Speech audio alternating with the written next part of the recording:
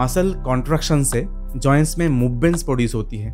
वे movements शरीर में अलग अलग कॉम्प्लेक्स मूवमेंट्स को होने में मदद देती है और जिसके कारण हम एक्सरसाइज कर पाते हैं।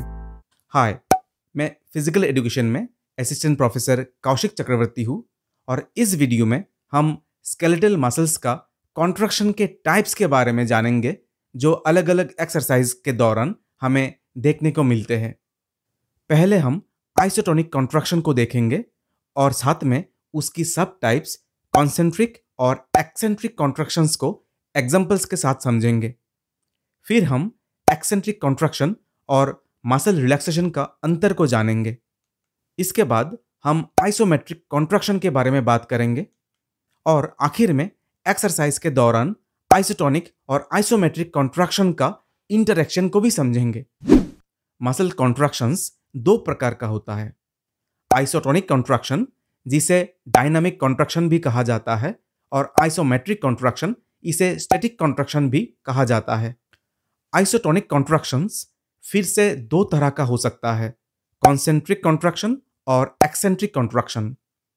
कॉम्प्लेक्स स्पोर्ट्स मूवमेंट्स में फोर्स को एक्सर्ट करने के लिए, स्मूथ और कोऑर्डिनेटेड मूवमेंट्स के लिए ये तीनों मसल कॉन्ट्रैक्शन टाइप्स का इन्वॉल्वमेंट पाया जाता है। आइए हम इन टाइप्स को एक एक करके देखें। सबसे पहले आइसोटोनिक कॉन्ट्रैक्शन या डायनामिक कॉन्ट्रैक्शन। इस तरह का कॉन्ट्रैक्शन में मसल का साइज लंबी या फिर छोटी हो जाती है, मसल में टेंशन डेवलप होती है और इसके कारण संबंधित जॉइंट्स पे मूवमेंट्स पैदा होती है। अब आइसोटोनिक कॉन्ट्रैक्शन का पहला सब टाइप कॉन्सेंट्रिक कॉन्ट्रैक्शन को देखते हैं। कॉन्सेंट्रिक कॉन्ट्रैक्शन से स्टिमुलेटेड मसल साइज में छोटी हो जाती है, उसमें टेंशन डेवलप होती है और संबंधित जॉइंट्स पे मूवमेंट्स पैदा होती है। फॉर एन एग्जांपल, जब कोई एल्बो जॉइंट को बेंड करते हुए एक डंबल को उठाते हैं, तब उनके बाइसेप्स ब्रेकियाई मसल कॉन्ट्रैक्ट करती है। इससे मसल का लेंथ छोटी हो जाती है, उस मसल में टेंशन डेवलप होती है और एज ए रिजल्ट वो लिफ्टिंग मूवमेंट हो पाता है।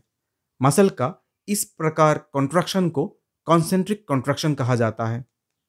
इसके बाद देखते हैं कि एक्सेंट्रिक कॉन्ट्रैक्शन क्या है। एक्सेंट्रिक कॉन्ट्रैक्शन से स्टिमुलेटेड मसल साइज में लंबी हो जाती है, उनमें टेंशन डेवलप होती है और संबंधित जॉइंट्स पे मूवमेंट्स पैदा होती है। अगर सेम एग्जांपल को ले, जब वो डंबल को उठाने के बाद एल्बो को एक्सटेंड करके स्लोली उसे नीचे रखते हैं, तब वही बाइसेप्स ब्रेकियाई मसल लंबी हो जाती है, उसमें फिर से टेंशन डेवलप होती है और as a result forearm का ऊपर से नीचे की ओर स्मूथ मूवमेंट होती है। मसल का इस प्रकार कॉन्ट्रैक्शन को एक्सेंट्रिक कॉन्ट्रैक्शन कहा जाता है। अभी आपको लग सकता है कि एक्सेंट्रिक कॉन्ट्रैक्शन और मसल रिलैक्सेशन एक ही है, लेकिन असल में ये दो बिल्कुल ही अलग है, क्योंकि रिलैक्सेशन के दौरान मसल में कोई टेंशन डेवलप नहीं होती, लेकिन एक्सेंट्रिक कॉन्ट्रैक्शन में टेंशन को मेंटेन करते हुए मसल लंबी होती है, जिससे स्मूथ मूवमेंट हो पाता है। इस डंबल की एग्जांपल को ले, अगर लिफ्टिंग के बाद बाइसेप्स ब्रेकियाई मसल रिलैक्स करती तो फोर आर्म डंबल को लेकर एकदम से नीचे आती। अगर एक्सेंट्रिक कॉन्ट्रैक्शन होती तो ये धीरे धीरे स्मूथली नीचे आता। अभी देखते हैं कि आइसोमेट्रिक कॉन्ट्रैक्शन क्या है। आइसोमेट्रिक कॉन्ट्रैक्शन से स्टिमुलेटेड मसल में टेंशन डेवलप होती है, लेकिन उस मसल का लेंथ में कोई चेंज नहीं होती, ना वो लंबी होती है ना वो छोटी, और इसलिए इस तरह का कॉन्ट्रैक्शन से कोई मूवमेंट भी पैदा नहीं होती। फॉर एग्जाम्पल, जब कोई बहुत भारी एक बारबेल को उठाने में सक्षम नहीं है, फिर भी उठाने की कोशिश कर रहे हैं, तब भी जो इन्वॉल्व मसल्स है उसमें टेंशन डेवलप होगी, लेकिन मसल्स की लेंथ में कोई चेंज नहीं होगा, जिसके कारण कनेक्टेड जॉइंट्स में कोई मूवमेंट पैदा नहीं होगी और इसलिए वो लिफ्टिंग मूवमेंट भी हो नहीं पाएगा। अभी अगर मैं पूछूं, क्या आइसोमेट्रिक कॉन्ट्रैक्शन आइसोटोनिक पे बदल सकता है या फिर आइसोटोनिक कॉन्ट्रैक्शन आइसोमेट्रिक में बदल सकता है, तो इसका उत्तर हाँ है।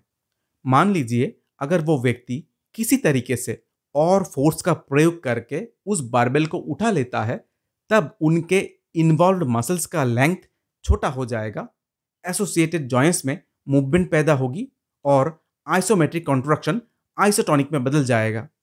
इसी तरह से आइसोटोनिक कॉन्ट्रैक्शन भी आइसोमेट्रिक में बदल सकता है। इस वीडियो से मसल कॉन्ट्रैक्शंस के टाइप्स के बारे में शायद आपको एक स्पष्ट आइडिया मिला होगा।